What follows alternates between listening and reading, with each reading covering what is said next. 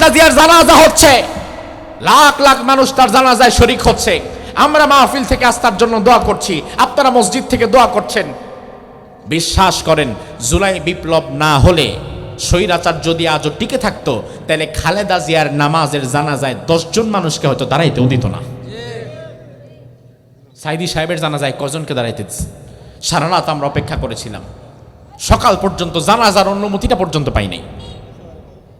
এরপরে নিয়ে যাওয়া হলো অন্ধকারের মধ্যে ভোরবেলায় বরিশালে। তো আজ যে আমরা কথা বলতে পারছি, এর পেছনে ওসমান হাদির মতো কিছু যুবকের অবদান আছে না নাই?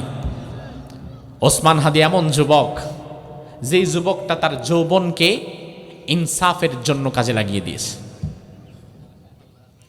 আল্লাহর হাবিব বলেন, ওই জারসের ছায়ায় আল্লাহ তাআলা 7 শ্রেণীর লোকদেরকে ছায়া দিয়ে দিবেন।